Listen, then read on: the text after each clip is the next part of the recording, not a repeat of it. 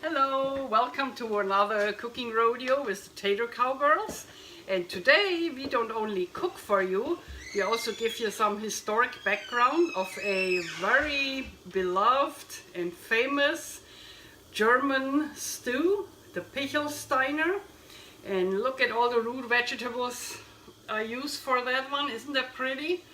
And I wanted to show you the whole vegetables because some of them you might not even have seen before. We have celerian, we have celery, which is a difference, and we have kohlrabi and white cabbage. I couldn't find Savoy cabbage, which I would prefer to white cabbage in this stew, but both are okay. And I want to give you some historic background while Eddie can already start chopping a carrot. Here are the spices I use. I wanted to show you those. I just like the colors of that stuff. That's why I show you that. And this stew has also, it's a one-pot stew, and of course we make it in the Instapot, woot woot. And but you can make it in a normal pot on the oven. 1.5 hours simmering once everything is in there, and I will tell you that again. And instead of three different sorts of meat which they used for this original Pichelsteiner, we use a sausage field roast, low fat, and we use beef tips and beef strips. If you do not want to use any of that because you really want to stay on the whole plant-based McDougall starch-based, don't use any of that. Just use the vegetable. But this is, I tried it. It tastes perfect to the stew, and it's very low fat. I do not use the sauce, so the beef strips have sauce attached. I throw that away. That's the oil part I'm not using. Okay, so now let me read a little bit about the Pichelsteiner to give you some background. The Pichelsteiner Topf, the Pichelsteiner stew. Once upon a time in the late 18th century, a poor farmer's wife in Southeast Bavaria, that's about where Kassel Neuschwanstein is, East Allgaeu, and Garmisch, between Garmisch and East Allgaeu, Reutte, where it goes to Tyrol. She had to feed a band of marauding soldiers, the infamous Trenk Pandurs from the Austrian Empire. Only a few pieces of cabbage and carrots and scraps of beef, mutton and pork was all that was left that day. Potatoes were not known at that point in Germany. Nevertheless, she threw all she had into a big pot and apparently concocted such a good meal that she and her family not only survived the attack but also preserved the recipe for future generations. But really famous, and the name Pichelsteiner came a century later in 1879, when the legendary cook and restaurant owner Auguste Winkler, living close to the very small village of Grattersdorf, somewhere between Regensburg and Passau, that's North Bavaria, close to the Czech Republic, was asked to prepare a meal for a large outdoor party that took place on the top of a forested mountain called Buechlstein. So you know, Buechlstein, that's where it comes from. And I thought it's amazing because the recipe, my grandma made this all the time. We all love Pichelsteiner. And of course I cook it whole plant-based. So I'm replacing the meat. They use pork, beef and mutton, and I remember bone marrow, which of course will stop after the crazy cow disease. They don't use bone marrow anymore, for a while at least.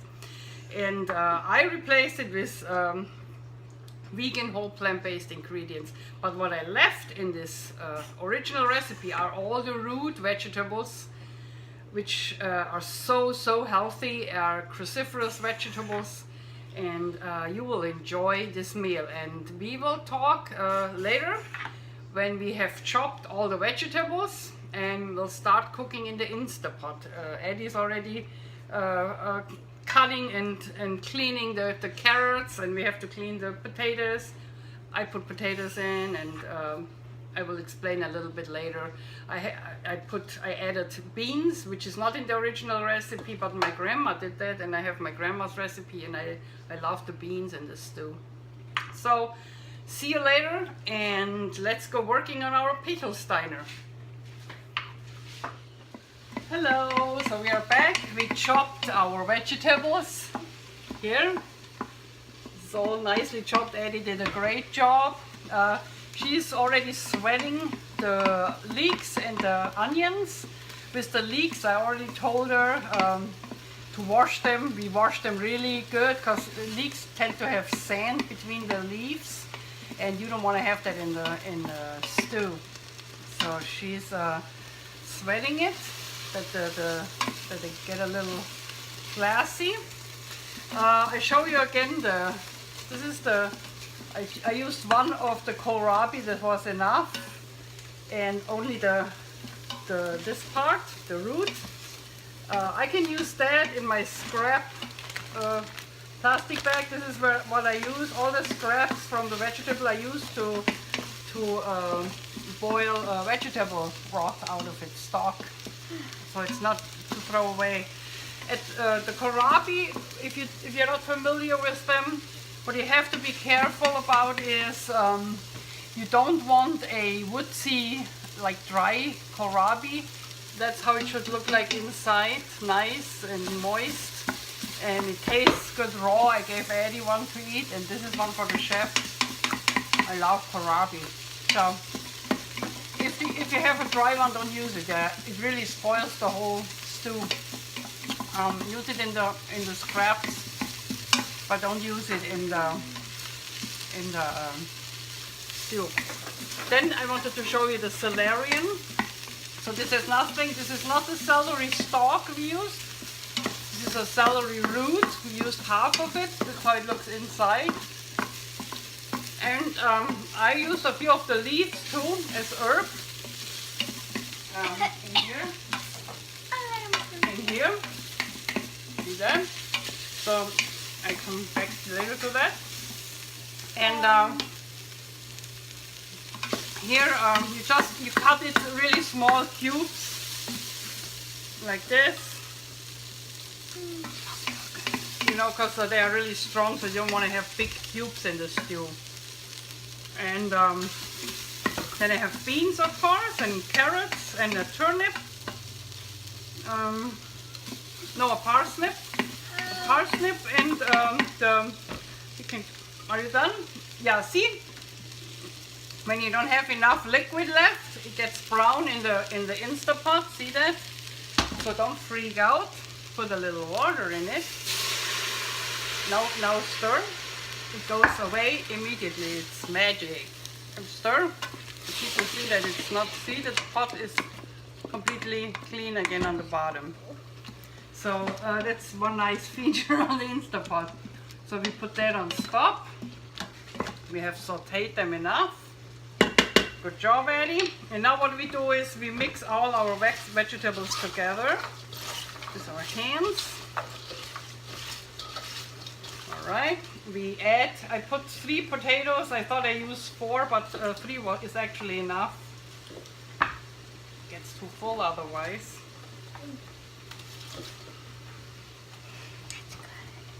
We make, like, you know, also the cabbage just like coarse chunks. You don't have to cut it too fine, except of the celery. You don't want it too big.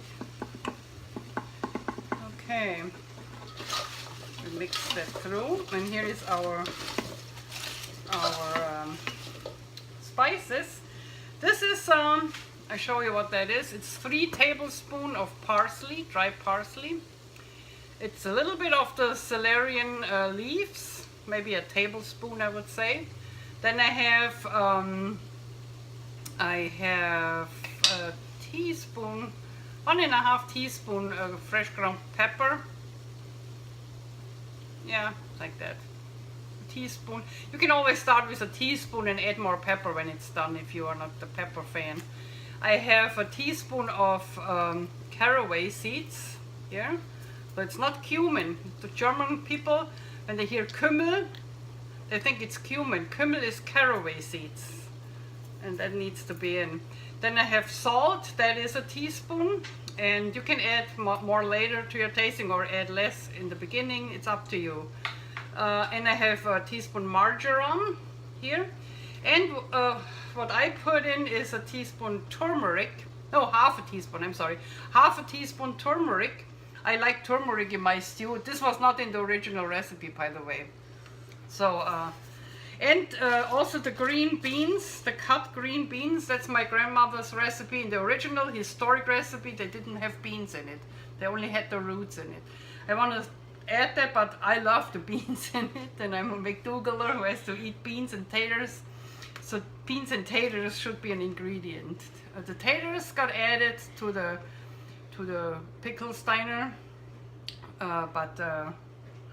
when they got introduced in Germany, but not the beans. It's my version, the beans and the turmeric. So now we mix the spices, put it in the vegetables. All right, and mix it nicely again. And now what you want to have, 4 cups of vegetable broth, and I use the one I cook myself out of scraps. See how much scraps I got from that meal. And if it's not strong enough, I use better than bouillon vegetable base. I like that one. And now we need the meat. Okay, so what we do now is we make layers. So Pickelsteiner will be made in layers. So we have the onions already in there. We put vegetables in.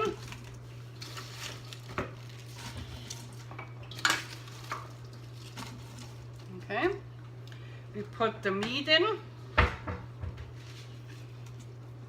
And this is, as I said, it's beef strips, beef tips, and field roast smoked apple sausage.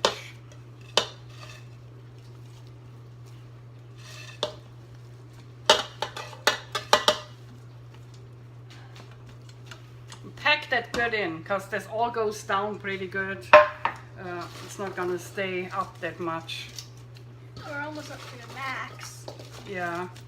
You just leave that one, and you know, if you have too much, I used a cup of all the vegetables. It seems to get pretty full, so I leave a little bit out of it, but that's up to you. If you can't find kohlrabi, just leave them out, you know. You won't die if you don't have it in there. I might have a little bit too much taters too. Some more carrots in here. Okay. It smells good. And then the 4 cups of broth. And I have 2 tablespoons liquid Hickory Smoke in it. That gives that vegan non-beef stuff the real smoke flavor, so that it really tastes good. Oh, and I wanted to show you something. Hold on, I want to show you something.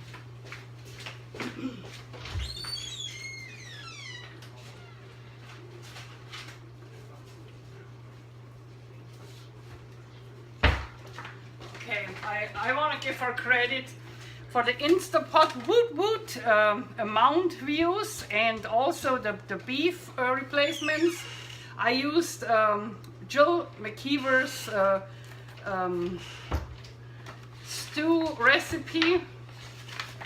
And I think it's called Mima stew. It's in her, oh my god, OMG, Instapot meals, a great cookbook to have. This is where I get all my, you know, here, Mima soy curls pot, no, that's the pot pie. Where is it?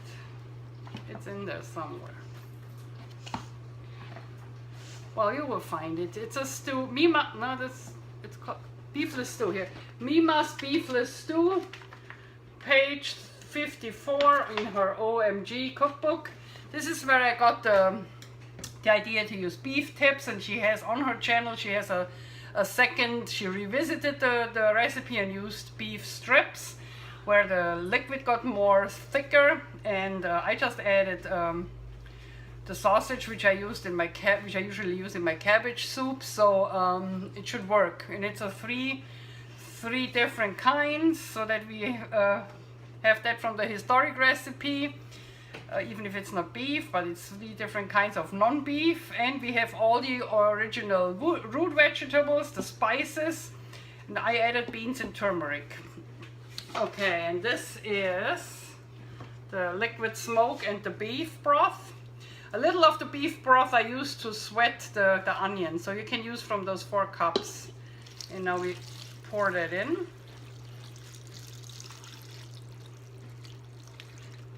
All right. You think, how do we get it in, huh? We're not at the max yet. But it goes really down. I mean, all this vegetable is not staying that high, as you know, probably.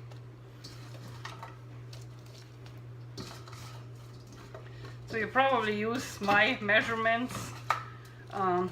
If you have a bigger pot, that's the 6 quart, you will have no problem at all. With the 6 quart, it gets close to the max. So how it works. So everything is in. Ratatouille, ratatung. Everything is in. You don't go over the max because you need room for the steam. Okay. And now we put the lid on. So most of our stuff is done. And to my Australian fans, I have a really dedicated Australian fan club down under. I know it's not stew season in your part of the globe, but I will come up with a salad, and I have a kick-ass Thousand Island salad dressing. I will show you that in the near future to give you something, because you're probably out there on your barbecue and with your vegetables and your portobello mushrooms and your garlic bread, and I know you probably look for a salad recipe. And this is now for the cold season, a stew recipe, you know, created in Germany, where the alpine winters are very harsh, and we right now have a cold spell in the United States. Not here in California, we still have sunshine, but it's raining, so it's our winter day is kind of like the German summer day. But I wanted to pay some attention to the weather. It's all seasonal, and it will give you a nice hot meal if you are freezing somewhere on this globe. Okay, now again we have to look that the valve is clean, and the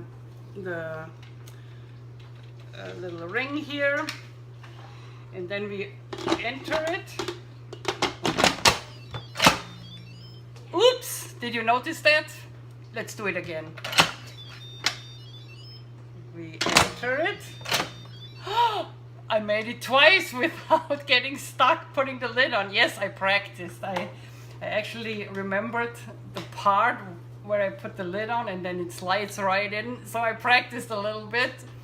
As I said, I'm not the technical genius right here, so all the machines I operate are suffering until I learn it by doing. And my friend here, my Instant Pot, I know now how to close his lid. It's not his fault, it's my fault if it doesn't work. In the previous videos, you see how I wrestled to put the lid on.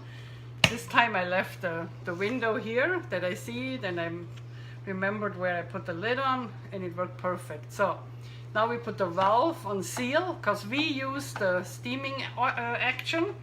If you don't have an Instant Pot, simmer it on the oven in a big pot, about 1.5 hours, I would say. That should do it. Just don't overcook the potatoes. maybe check it after an hour. You want the vegetables cooked but not mushy. Okay, so on valve, then we put the iPod on. I push the manual button and I go down to 3 minutes. And this is it. So let me show you. It's on 3 minutes. And it will go on right now. And then, here it is.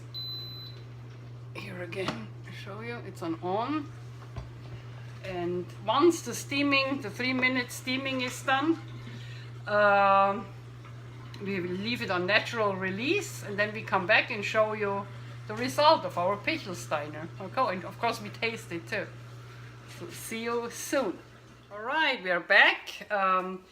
We allowed my Instant Pot to go on 10, actually was 15 minutes natural release on the warm mode after the 3 minute steaming time I programmed. And we will now open the lid for you. You know, the lid on the Instant Pot cannot be opened until this little valve here went down. You can either, if you are not patient, you can release, you can turn the valve from seal to release, and then you know, have it open faster. A big steam cloud comes out and it takes a while, and then the valve goes down, and then you can open it. But I noticed when I make this, if I let it go on natural release 10 to 15 minutes, the potatoes are just right. They are not mushy, they are just right, and the vegetable too. So I put that in the recipe for you. By the way, the recipe, of course, is always below my video in the info section, in the description. So you can cook it. I put everything in I do here. Oh, and then I wanted to show you, Eddie asked me to show you what I used for beef substitute. I had that beef strips, beef tips, but the beef strips without the sauce, I threw the sauce away because that's where the oil action is. And the field roast smoked apple sage sauce, sausage, sorry, one. And we eat the stew in Germany with a piece of rye bread, and believe me, it's really hard to get the original rye bread taste here in the US. I found one at the Whole Foods. It was a fresh baked bread from a bakery in Berkeley. Also has a branch in San Francisco. It has no animal products in it, no oils, only yeast, rye, flour, water, you know, perfect bread. I'll show you how it looks like. And it's called New York rye, but it looks like the German rye bread we get at home in Germany. So I'm so happy I can cry that I get my bread. And now, let me open first and then show you how the Pichelsteiner looks like. Okay, so it's steaming a little bit still. Isn't that pretty? Look at that. Everything is in perfect condition. So 3 minutes steam time, that's all you need. And then 10 to 15 minutes warming natural release time. See the meat, everything looks fantastic. I put something out on the plate to let you, and then of course we try it for you. Get some meat. I want to show you the meat action here. Oh, high five for chopping all the vegetables, by the way. Only the onions she didn't chop. And because, you know, she had tears in her eyes. So your Aunt Suzanne in Germany always wears her swimming goggles when she chops onions. I think I have a photo from that. So if you want to try that next time, you can, but you chopped all the other root vegetables, which was a big job. Okay, so that's how we eat it in Germany. We take a piece of bread and eat it with it. And I wanted to show you the meat because to me it's amazing how it looks like. It has the meat texture. I don't know if you see it. It has the meat texture like beef should look like. Very good. Actually don't need more salt. It's just fine. I had a teaspoon in there. But that you can always put pepper and salt. At this point, more pepper, more salt if you want it. I don't need it, it's perfect. You want to taste? Taste it. You want your extra fork? I know you don't like sharing a fork with me. Which is okay.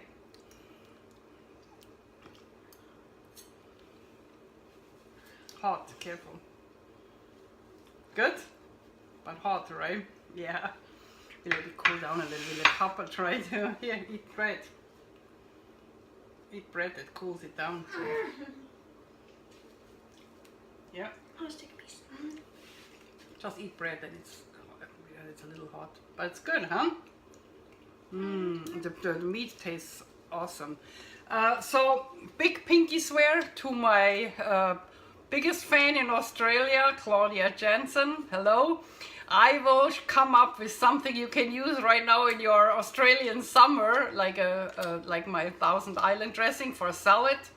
I hope you enjoyed the stew, even if it's not cold in your part of the globe. And greetings to all my friends down under and all over the world, in Germany and everywhere in the US and here in California.